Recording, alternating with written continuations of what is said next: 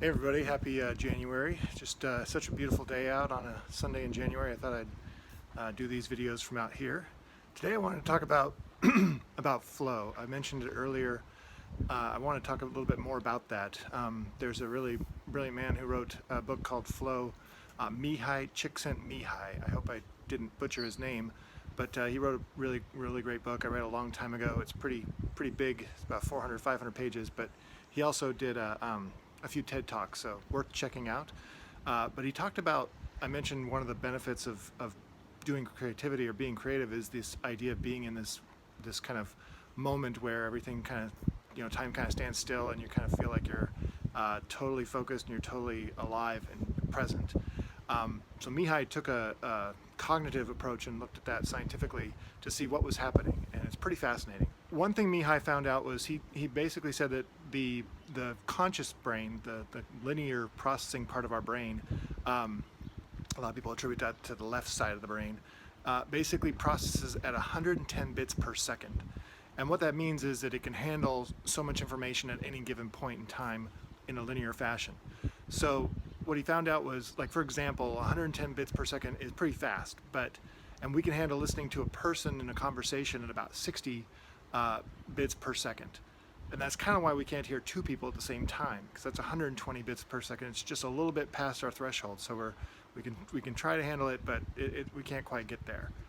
That also explains why we have sometimes we have trouble focusing on somebody when they're talking. I'll talk a little bit more about that in a second. So I mentioned this idea of processing at 110 bits per second, and a normal conversation, following a person's conversation, takes about 60 bits per second of conscious processing. So what that means is that it can be a challenge sometimes to be able to focus and hear somebody completely when they're talking, because we can process so many other things that it's hard to necessarily concentrate on that person. And that's kind of, I think, what I kind of would consider the definition of active listening. As an example, when you're able to completely listen to what that person's saying without hearing, say, a seagull in your background, then you're really focused, you're really active listening, you're using all of your processing power on that person. You're really focused and dialed in on what they're saying. You're not paying attention to what you want to say next. You're not paying attention to somebody behind them or to your side. You're 100% focused on them. And that's also being in flow. The relevance of flow to creativity is really all about that idea of being focused and being dialed in 100% into what you're doing. And that's kind of where that sensation of timelessness comes from, or you get so focused and so dialed in on what you're doing, you forget everything else. You also don't get a lot of negative thinking going on as well, because there's no room for processing.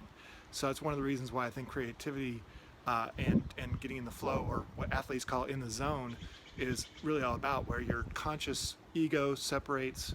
You don't have enough power to process those things as well as what you're doing. And so there's this feeling of freedom and ecstasy and just an incredible flow, hence the term. Mihai not only talks about what flow is and why flow exists, but he also talks about how to achieve it.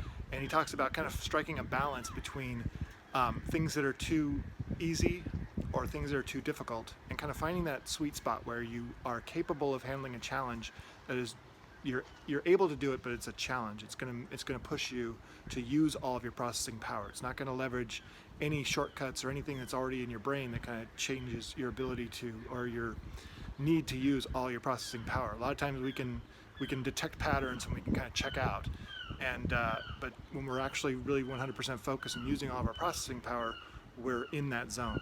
So finding that challenge that is just beyond us that we can achieve, so we don't get frustrated and we don't get bored, that's how you achieve flow. And finally, the idea that you're trying to find that thing that you're capable of but not quite, and so you can get in that space where you're in that flow, where you have that sensation of being 100% focused and present on what you're doing, and that ecstasy comes up. All of that kind of spurs the growth and your achievement as you go forward. And that's also why it's worth doing right away, even before you're capable, because you just take on smaller challenges that are beyond you, but just a little bit beyond you, so that you can continually go forward and continually grow, and at the same time experience a positive experience as you go forward and learn, as opposed to self-defeat and frustration.